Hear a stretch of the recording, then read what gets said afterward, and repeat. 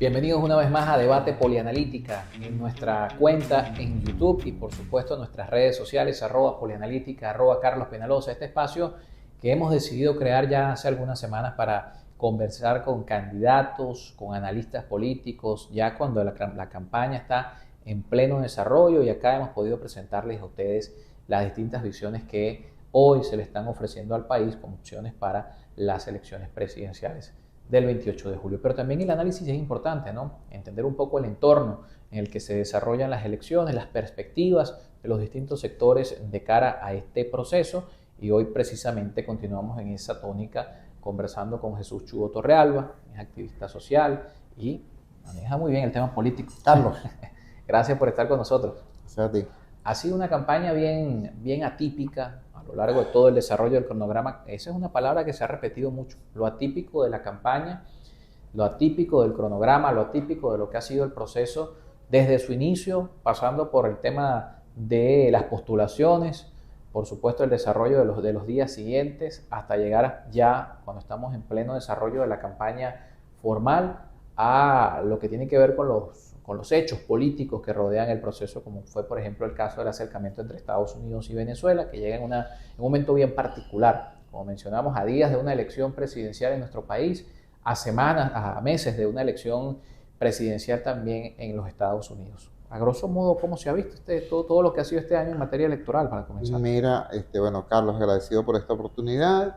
Yo difiero en algunas cosas del análisis convencional. Yo no creo que esta sea una campaña atípica. Yo creo que esta es una campaña típica de un proceso político en situación de agudo déficit democrático. Cuando las elecciones en Polonia, y estaba todavía en el poder el general Jaruzelski, la elección se hizo para escoger a un 25% del Parlamento. El 75% del Parlamento seguía bajo control del Partido Comunista. En las elecciones que tuvieron lugar en Nicaragua, se hicieron con toda la oposición detenida, presa o exiliada. ¿Tú me entiendes? O sea, cosas como esas ocurren precisamente en situaciones de agudo déficit democrático. En nuestro país tenemos una elección, bueno, con una situación extraña. El gobierno no solamente quiere escoger a los candidatos de la oposición, sino quiere escoger también a los votantes. Fulano puede votar, fulano no, los que están en el exterior no pueden, etcétera.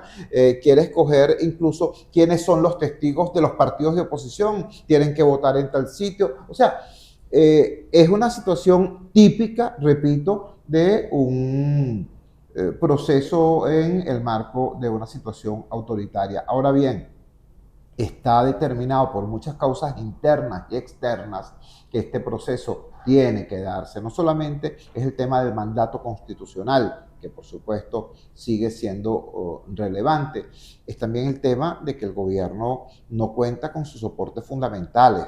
El gobierno no tiene capacidad de juego en materia financiera, el gobierno no tiene soporte social, la caída libre del apoyo popular la puede registrar cualquiera que vea las cifras oficiales del Consejo Nacional Electoral del año 2012 en adelante. El abandono de sus bases, la desconfianza de la base que le queda. Todos hemos visto a los jerarcas del oficialismo diciéndole a las bases del oficialismo mentirosos porque el 1 por 10 supuestamente no es verídico. La situación internacional no es que esté peleado con los Estados Unidos. De hecho, ahorita el único nexo que tiene el gobierno de Maduro real, efectivo, eficiente, más allá de la retórica, es con Estados Unidos, pero está aislado incluso de sus aliados políticos tradicionales. Entonces, está en una situación muy comprometida, como está en una situación comprometida la oposición. La oposición no podría estar allí donde está si hubiese mantenido el mismo discurso y la misma postura política de hace apenas 10 meses, 12 meses, 14 meses. Esa era una postura a contracorriente de lo que el país desea. Y ese es un dato importante. Hoy se produce una alineación de los actores políticos opositores porque el consenso ciudadano lo obliga, lo determina. Este país decidió que no quiere más el gobierno de Maduro. Sí, pero no lo quiere para que haya una continuidad del conflicto político. Quiere salir del gobierno de Maduro porque quiere normalidad, y para llegar a la normalidad tiene que utilizar métodos también normales como el voto. Entonces eso le fue impuesto por la ciudadanía a los factores políticos de oposición, a todos los que fueron derrotados en la primaria e incluso el factor que ganó en la primaria. Entonces, tenemos una situación, yo diría que compleja, yo diría que ciertamente demandante, pero no atípica, ¿no? Estamos en un proceso político en un contexto autoritario. Claro, contextualizándolo con esos antecedentes, podría dejar de parecer atípico. Perdón, y así como digo esto, digo lo otro. Que estamos en una situación de aguda crisis, sí, pero cuando tú comparas el proceso venezolano, por ejemplo, con los horrores del proceso electoral en México, con los horrores del proceso electoral en Ecuador, con la cantinflada del proceso político en Bolivia, tú dices, ah, no, chico, pero es que estamos en el sótano, pero en el sótano 3, no estamos en el sótano 8, no estamos en el sótano 9. Es decir, este es un proceso demandante, pero ciertamente Venezuela está en condiciones de superar este bache histórico en el que nos encontramos. ¿De qué depende esto? Bueno, como en otros momentos se ha dicho, nosotros no tenemos crisis de pueblo, nosotros tenemos crisis de élites. Ojalá que las élites políticas estén a la altura de la esperanza y del dolor del pueblo venezolano. Estar a esa altura pasa por un tema de voluntad, de lado y lado. Ojo, porque acá la campaña se nos ha ido en esta suerte de pelea de micrófonos en las que Nicolás Maduro, el presidente, les dice patarucos a los demás candidatos, o dice que van a arrasar, que van a ganar por pela y que si ellos llegan van a privatizar todo. Y por el otro lado hay desde la oposición también discursos que van desde que el 28 de julio se va a sepultar el socialismo. Y parece que el tema de la voluntad para que eso ocurra. El venezolano entiende que la vía es el voto, el venezolano quiere dejar atrás el conflicto, pero los actores tienen una campaña de conflicto, una campaña del todo o nada. Yo creo que hay que leer entre líneas el discurso de los actores políticos y además entender que tales actores no son monolíticos, no son homogéneos. Cuando uno ve, por ejemplo, el discurso de los factores más radicales, más irresponsables del oficialismo, te das cuenta no solamente que son agresivos, sino de que están completamente fuera de la realidad. Como se la pasan poniendo, por cierto, videos de Chávez del año 2010, 2006, 2008, pareciera que creyeran que están en esa situación país y en esa situación de ese actor político. Pero hay otros actores políticos del oficialismo que saben que no es así y por eso están buscando puentes, por ejemplo, con Estados Unidos, y están llamando a cada rato a actores de la oposición. Entonces, por eso es que algunas cosas a veces dan risa, lo digo sin sorna, ese cuento de que van a reiniciar el diálogo con Estados Unidos. Tú no puedes reiniciar lo que nunca se ha detenido. Eso en el caso del oficialismo. En el caso de la oposición es muchísima más clara la existencia de una diversidad de posturas. Me complace poder afirmar que el candidato presidencial de la oposición tiene un discurso que convoca a la unidad, que convoca al cambio en paz, que convoca al respeto a la Constitución y que convoca al respeto a los actores.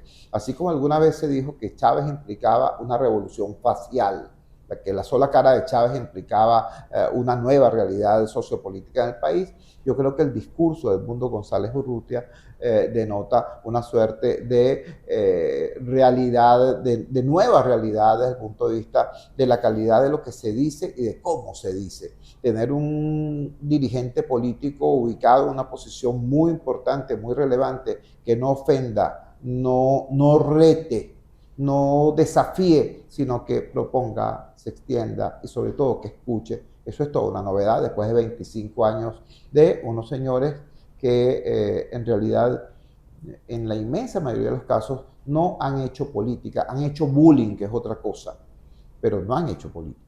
Pero tenemos entre las particularidades de esta campaña que mencionamos, está una dualidad de figuras. Edmundo González tiene un discurso de conciliación, tiene un discurso que habla de una Venezuela para el encuentro, de una Venezuela donde todos los actores políticos van a ser respetados o las corrientes políticas van a ser respetadas, pero la dualidad de la figura que hoy existe en la oposición tiene un discurso diametralmente distinto, como mencionamos, y eso también de alguna manera entra en este tema de poder generar confianza, voluntad, cómo darle confianza a quienes eventualmente sean desplazados del poder cuando tienes dos figuras que de alguna manera se contradicen en ideas. Bueno, yo creo Es que en como, es realidad, como decir, ¿a quién creerle? A quién le cree el gobierno dentro de lo que está escuchando de aquel lado? yo creo que en realidad estamos en presencia de un hecho que no es demasiado novedoso. El oficialismo tiene largo rato presentándole al país, sobre todo después de la muerte de Chávez, esa dualidad de la que tú estás hablando. Maduro intentaba parecer simpático, mientras que Diosdado hablaba con un mazo en su mano derecha. Eso ha formado parte de la realidad política del país durante 13 años. Uno muestra la zanahoria y el otro literalmente el garrote. Entonces no sé de qué se quejan. Estamos en presencia exactamente de lo mismo, de unos actores políticos que se han repartido el trabajo. María Corina Machado está movilizando la esperanza y ciertamente canalizando la indignación, ¿no? Ciertamente canalizando la indignación. En cambio, de manera complementaria, no contradictoria, sino complementaria, Edmundo González Urrutia está construyendo confianza, construyendo certezas, construyendo la posibilidad de encuentro. Yo creo que eso está claro. En este momento hay muchas diferencias entre lo que está ocurriendo hoy en Venezuela y lo que estaba ocurriendo en nuestro país en el año 1998. Hay muchas diferencias. Aunque algunos han contrastado los dos escenarios. Dicen que lo que se está viendo hoy, o con el caso de María Corina Machado, dice Enrique Ochoa, con quien he conversado varias veces, y dice, esto le recuerda al 98, cuando Chávez, que sí. Hay una similitud superficial. Yo diría que dentro de esa similitud superficial uno podría acotar que en 1998 la confrontación no era entre izquierda y derecha, no era entre militarismo y civilismo, no era entre democracia y autoritarismo. La confrontación en 1998 era entre la rabia y el miedo. Los que tenían rabia resultaron ser más que los que tenían miedo. Los que decían, tengan cuidado con esos cambios, que puede ocurrir esto, puede ocurrir lo otro, fueron menos que los que decían, no, este es el momento de la revancha histórica. Bueno, hoy pasa exactamente lo mismo, solo que los actores se intercambiaron los papeles, ¿no? Cuando el gobierno dice, cuidado, porque un triunfo de la derecha podría implicar que perdieran los beneficios. ¿Cuáles beneficios? Se pregunta la gente, ¿no? Hoy Maduro es el candidato de los que tienen miedo al cambio y el país que tiene indignación está casado con el cambio. Ahora, ¿por qué digo que la similitud es superficial? Bueno, porque en 1998 la ola que quería cambio contó con algunas ventajas. Por ejemplo, estaban enfrentando a un gobierno sin partido de gobierno, por ejemplo, y tenían a su favor un Estado garantista que hizo posible que un candidato que no tenía miembros en ninguna junta electoral municipal, en ninguna junta electoral regional, ni en la sala de totalización del CNE, ganara las elecciones y se le reconociera su triunfo. Hoy no es así. Hoy tenemos que frente a esa ola de cambio hay un triple dique, no uno, tres diques. El dique del partido, el dique del gobierno y el dique del Estado. Son tres diques que ciertamente corren el riesgo de ser rebasados por el tsunami social y político. No solamente un tsunami electoral, el tsunami electoral es expresión del tsunami sociopolítico. Esa es la realidad. Ahora, yo no veo esto, por cierto, como un tema catastrófico en lo absoluto. Cuando digo que las élites políticas debieran ubicarse a la altura del dolor y de la esperanza de la gente, lo digo porque si actúan con un mínimo de madurez, pueden convertir la escena del 29 de julio en un ganar-ganar. Yo creo que eso es perfectamente posible. Yo creo que, por ejemplo, en el caso del oficialismo, si son serios, van a ver que, bueno, si se da el escenario estadísticamente más probable, si se produce una elección y ellos pierden esa elección y reconocen que perdieron esa elección, van a perder exactamente eso, una elección, no más. Ahora, si ellos intentan arrebatar, ¿no? Arrebatar desconociendo el resultado electoral o intentando en 24 días desnaturalizar la consulta, eliminando a un competidor que tiene entre 55 y 62 puntos en las encuestas, ¿no? Si intentan hacer eso, que es una forma de arrebato también, van a perder mucho más que una elección. Pueden perderlo todo en el actual marco nacional e internacional. Entonces digo, el actor oficialista, si actúa con madurez, puede ver en el resultado del próximo 28 de julio más bien una oportunidad ¿para qué? Para reinventarse, para replantearse, para refrescarse y sobre todo para colocarse en sintonía con dinámicas que ellos pueden ajustar. O sea, a diferencia de Acción Democrática, que era la némesis de Chávez, Acción Democrática tuvo un problema muy grave, que era que su programa lo había cumplido. Ellos habían ofrecido paz, pan y trabajo. Ellos habían ofrecido reinstitucionalización del país, ellos habían ofrecido la reforma agraria, ellos habían ofrecido la nacionalización del hierro y el petróleo. Y todo eso lo hizo Acción Democrática. Se quedaron sin programa para el siglo XXI. El caso del oficialismo es diferente. El oficialismo le prometió al país hace 25 años nada más y nada menos que la redención social. Le prometió la democracia directa, participativa y protagónica, y le ofreció acabar con la corrupción. Y en esos tres rubros no es que no ha llegado, es que más bien se involucionó. Entonces, pero sigue siendo una fuerza social y política importante, relevante. O sea, que el oficialismo tenga hoy en promedio 20 puntos, después de 25 años destruyendo el país, mira, es mucha gente. Claro. Hay políticos exitosísimos desde el punto de vista de lo que es su legado y la estima que hoy tiene el país por ellos. El caso de Teodoro Pekov. Teodoro Pekov jamás tuvo más del 5%. Jamás. ¿No? Entonces digo, después de 25 años destruyendo el país, el oficialismo tenga 20 puntos en promedio, es muchísima gente, es un capital político. Ahora, ¿qué van a hacer con ese capital político? ¿Lo van a enterrar en un arrebatón? ¿O van a reinventarlo para participar de manera activa, dinámica en la política real? Porque si optan por lo segundo, perfectamente podría ocurrir que sean una opción digerible para el país y útil dentro del proceso de alternabilidad democrática. Pero repito, si intentan arrebatar antes, durante o después del 28, podrían perderlo todo. El caso de la oposición también tiene que reinventarse. O sea, no basta con salir de Maduro, no basta con ganar una elección, claro. No basta con las promesas convencionales de la oposición en materia de derechos políticos, restitución del Estado de Derecho, libertad de prensa, respeto a los derechos humanos. No vale. Tienes que darle respuesta a un país que demanda con urgencia la restitución de sus derechos económicos y sociales. Es decir, la oposición tiene el reto de convertir el cambio democrático en el cambio de, con y para los pobres.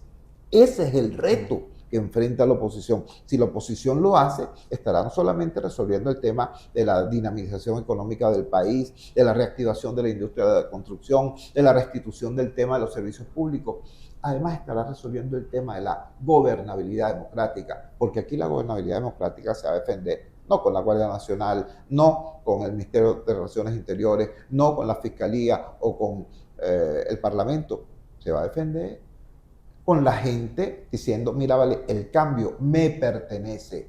Ustedes estuvieron 25 años allí y lo que hicieron fue, bueno, nos ofrecieron la redención y nos dieron Tarek El Alzheimer y Rafael Ramírez. Así que quédense quietos y denle chance al cambio. Para que eso sea posible, tú tienes que tener un gobierno democrático que esté activamente generando políticas públicas con nombre y apellido, con recursos, con equipos, en función de y con los pobres. Pero hay quienes aseguran que esta campaña carece de eso que dice Chugo Torrealba. Ha sido una campaña donde las políticas públicas, las visiones de país no están precisamente a la orden del día, ni del lado del gobierno que de alguna manera, por lo menos las últimas semanas de la campaña se fueron en una gallera, en decir quién era el gallo pinto, quién era el pataruco y cuál era el gallo sambo, llegaron a decir algunos.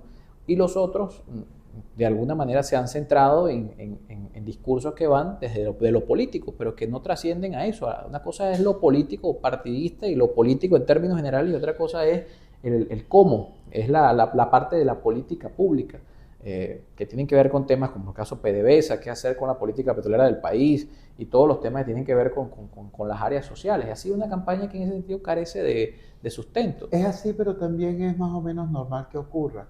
En el caso del oficialismo, yo llamaría a estos señores a que reflexionen. Toda esa hojarasca, por cierto, el tema que si el gallo, que si la gallina, que si el caballo, eso no ha bajado, eso no ha trascendido, eso lo utilizan los publicistas para ganarse sus reales y los políticos para hablar pistoladas, pero eso no es, no es tema en la calle, no es tema en el barrio, no es tema en las bases. Coba, mentira, por más que intoxiquen los chats de los consejos comunales con videos, producto de esos laboratorios, eso no trasciende. Ahora, en el caso de la oposición, ciertamente esta no es una campaña programática. ¿Por qué? Porque todo el país entendió, todo el país, no estoy hablando de la oposición, no estoy hablando de los activistas, no estoy hablando de los militantes, estoy hablando, chicos, de los enfermos renales. Estoy hablando de los padres de los niños del JM de los Ríos. Estoy hablando de los estudiantes sin universidad, de los estudiantes que no tienen universidad no porque no quieran, sino porque sencillamente no son desertores, fueron expulsados del proceso educativo. Toda esa gente entendió que cada uno de esos caminos del conflicto social terminan en un paredón, en un tapón, ¿no? En un bloqueo. Y ese bloqueo se llama el gobierno. Ese bloqueo se llama Maduro. Entonces, la discusión programática, ¿no? No parece ante el país relevante en este momento. El país entendió que hay que salir de ese tapón, hay que salir de ese obstáculo para entonces poder entrar en otro tipo de dinámica. Mi alerta a la oposición es que no se repita lo ocurrido ya en nuestra historia reciente. El que es picado de culebra cuando ve un bejuco se asusta. Yo soy testigo y de alguna manera partícipe de una situación en la que en este país en el año 2015 hubo una victoria opositora clamorosa, inmensa, por arrase. Que se ofreció como la última cola. Y luego fue despilfarrada. Por supuesto, ¿no? Allí incidió la manera brutal como el gobierno utilizó los resortes del poder para arrebatarle a la oposición la mayoría calificada. Eso es cierto, pero también fue cierto y es evidente cómo la oposición, repito, despilfarró la opción que tuvo. Entonces, ahora no se puede incurrir en un error como ese. No se puede, por la sencilla razón de que lo que está en juego no es un tema como el Parlamento, es la cabeza del Estado. Y si en este momento esa oportunidad, o digo, en ese momento posterior al 28 de julio, se obtiene el triunfo que las estadísticas indican que se podría obtener y no se toma, ¿no? Con total seriedad este reto, entonces no es que vamos a tener una crisis del sector democrático, no. El sector democrático va a estar en el poder y la crisis del sector democrático sería también una crisis del gobierno y del país, del Estado y del país. Entonces, por eso hay que hacer un llamado muy solidario, muy afectuoso, amoroso incluso, pero muy firme a la dirección política de la oposición para que se entienda que lo que viene después del 28 de julio no es la celebración, tampoco es la revancha, Lo que viene después del 28 de julio es la reconstrucción del país y esa reconstrucción va a ser posible sí y solo si, en primer lugar, hay la paz política necesaria para que haya la reactivación económica indispensable en un marco de respeto y de convivencia. Si a eso se apuesta, el país lo va a aplaudir y va a participar. Si no es esa la dinámica, repito, no se estará a la altura del dolor y de la esperanza de los venezolanos. Pero entonces para algunos no hablar, no priorizar lo programático es un cheque en blanco.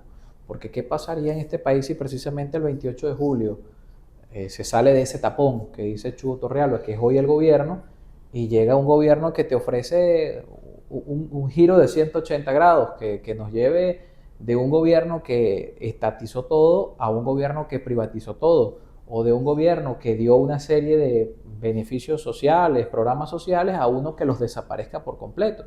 Esa es la complejidad de lo que hoy se le ofrece al venezolano. Pero eso es lo importante, fíjate, eso es lo importante, hacer un debate no esencialista, ¿ves? Y yo creo que por eso precisamente el país entiende que lo primero es salir de los obstáculos del presente para entrar en una discusión que tenga bastante más sustancia y bastante más seriedad. Plantearse el tema, por ejemplo, quieren privatizar a PDVSA, quieren vender a PDVSA. Eso tiene un pequeño obstáculo. ¿Quién carrizo va a comprar a PDVSA? A una empresa desprestigiada, a una empresa hundida, una empresa que hoy no produce petróleo sino deuda y corruptos presos. ¿Quién carrizo? Ojo, estoy hablando de PDVSA, Petróleos de Venezuela, Sociedad Anónima. Como PDVSA, institución, ¿no? el petróleo venezolano. Como empresa. No estoy hablando de la industria petrolera venezolana, eso es otra cosa. Repito, ¿quién va a comprar PDVSA? Cuéntame, ¿no? O sea, el debate sobre privatización o no privatización no tiene que ver con los esencialismos ni del gobierno ni de la oposición extrema liberal. No tiene que ver con eso, tiene que ver con realidades. Por ejemplo, la rehabilitación de la industria petrolera nacional necesita una inyección de dinero monumental que este Estado, que fue quebrado por el chavismo, no tiene. Voy a poner un ejemplo más sencillo. Si usted tiene dinero, usted puede discutir si usted come esta noche los productos de la Caja Club o si se va a un restaurante de las Mercedes, si usted tiene dinero. Si no tiene dinero, usted va a terminar haciendo lo que puede hacer con los productos de la Caja Club, ¿verdad? No porque usted tenga la decisión ideológica de que consumir los productos Club es lo mejor. No, es que no tiene otro camino. Pero algo así ocurre, por ejemplo, con la rehabilitación y relanzamiento de la industria petrolera nacional. No se trata de que alguien, por ley neoliberal, tome la decisión de abrirle las puertas a los capitales privados nacionales o extranjeros. Es que, repito, como el Estado venezolano no tiene con qué hacer las inversiones necesarias, el Estado venezolano tiene que buscar esos capitales donde estén. Eso es lo que ocurre.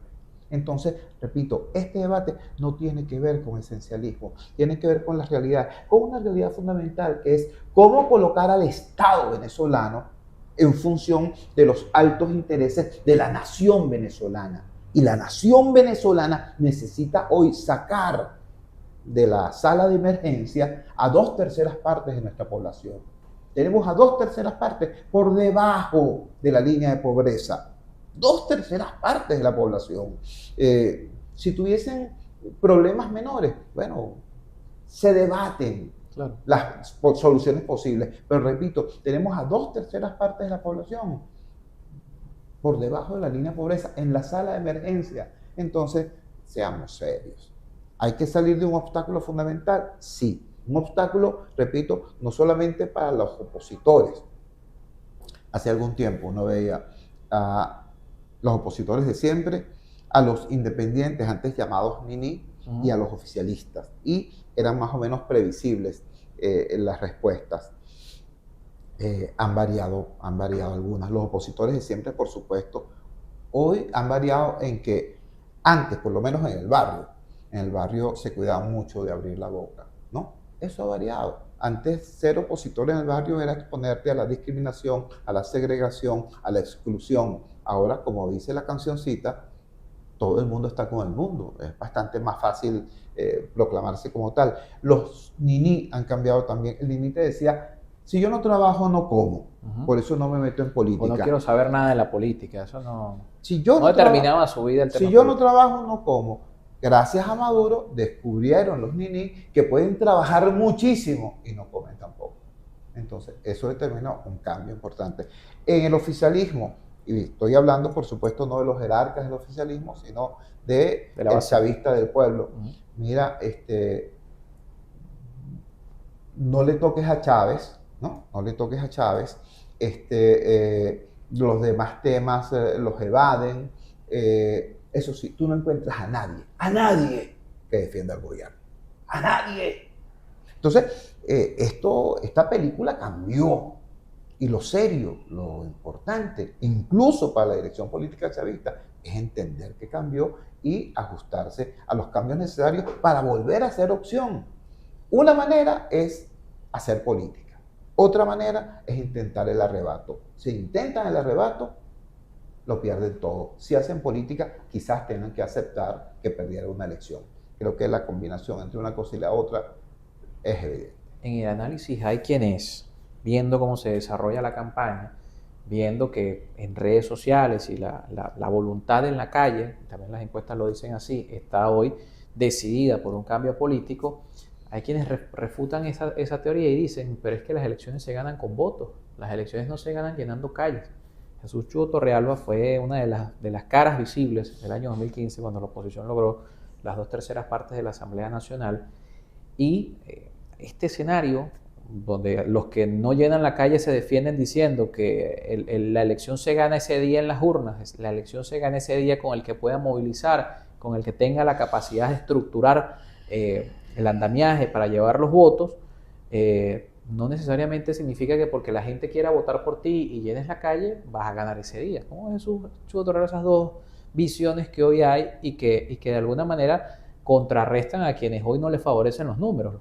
Yo creo, y le envío, yo sé que este micro lo puede ver mucha gente, entre ellos ciudadanos que hayan estado vinculados orgánica, política o afectivamente al proyecto oficialista. Repito, el proyecto oficialista hace 25 años era una vasta emoción popular en torno a un liderazgo carismático y a una idea de redención social, de búsqueda de la justicia. Yo tengo profundo respeto por eso. Yo a ese ciudadano le diría, por favor piense, por favor reflexione sobre la involución que significa para un proyecto político determinado haber planteado hace 25 años nada más y nada menos que la democracia participativa y protagónica como bandera. Y hoy, 25 años después, estar cifrando toda su esperanza de mantenerse en el poder en la idea de que ojalá que la gente no vaya a votar y que mi maquinaria, ¿no?, se imponga aunque sea minoría. ¿Usted me entiende lo triste que es eso? Lo pobre que es eso, lo subdesarrollado que es eso. ¿Usted entiende lo precario que es eso? No solamente para este cuadro político actual, sino para promover y para relanzar este país. ¿Usted me entiende? Entonces, caramba, si pasado mañana surge otra opción desde dentro de lo que hoy es el chavismo, reivindicando las banderas de justicia social y de participación política de las mayorías populares, ¿no?, y con un liderazgo que además exprese en términos de su testimonio de vida eso, yo creo que eso puede tener futuro. Pero unos tipos pensando que pueden ganar porque metan preso a uno, eviten que otros sean candidatos y amenazando a los empleados públicos que si no me envías una foto de tu voto, te despido. ¿Usted cree que eso es revolución? Yo creo que eso es algo lamentable, ¿no? Y que no tiene nada que ver, por cierto, con el progreso del país. Yo creo que llegó la hora de cambiar para todos. Repito, si la oposición en el poder nos transforma su manera de pensar y de vivir la política, ¿no?, para hacer la política desde la gente, con la gente y para la gente, si la oposición no se transforma en ese brazo del país, bueno, aquí puede haber otras situaciones. Yo apuesto a que en uno y otro caso ocurra lo mejor. Yo apuesto a que el chavismo en la oposición se reinvente, y apuesto a que lo que hoy es oposición haga el mejor gobierno posible. Pero es que hay antecedentes de eso, el caso Argentina, Macri, Alberto Fernández, luego ahora Milei, es decir, hay antecedentes de esas posibilidades de la alternancia, ¿no? Claro, claro.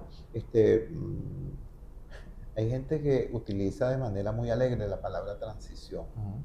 Así que algunos hablan que esto que viene el 28 de julio, si gana la oposición, es una transición. Yo creo que, en primer lugar, hay que recordar que las transiciones no necesariamente son hacia espacios de mayor libertad, ¿no? Uh-huh. Eso es lo que demuestra la revisión crítica de más de 100 casos de experiencia de transición que ha hecho el profesor John Magdaleno y su equipo. Lo cierto es que transición implica cambios graduales, no modificaciones abruptas. Hay que nutrir esta transición con participación, con criterio, con opiniones diversas, con pluralidad. Hay que nutrir esta transición para que sea útil. Yo creo que eso es posible, yo creo que eso es perfectamente posible. Si después del 28 vemos nosotros mayor atrincheramiento en los polos, será evidente que no han aprendido la lección, será evidente que no han sabido leer al país, y el país seguirá buscando causa. Este no es el final de la película. Hay gente que dice hasta el final, yo los respeto mucho, ¿no? Porque entiendo lo que expresa esa consigna. La gente está cansada de procesos interferidos, inconclusos, malbaratados, ¿no? Pero entiéndase lo siguiente, esto no es el final de la película. Este es un paso importante en función de abrir nuevos caminos, y abrir nuevos caminos para todos. Insisto, el 29 de julio puede ser un ganar-ganar para todos los actores. Hay que trabajar para construir ese escenario. Gracias por acompañarnos. Hermano. Hugo Torrealba con nosotros hoy en Debate Polianalítica. Recuerden que no solamente nuestro canal de YouTube consigue nuestro contenido, también están algunos fragmentos de esta conversación en las redes sociales, en la cuenta @polianalítica y en la cuenta @carlospenalosa. Gracias como siempre a quienes interactúan allí, a quienes comentan, a quienes comparten todo el material audiovisual que se desprende de estas conversaciones que buscan precisamente que el ciudadano se involucre, que el ciudadano tenga otras perspectivas de lo que puede ocurrir el 28 de julio y de lo que ha sido toda esta carrera electoral.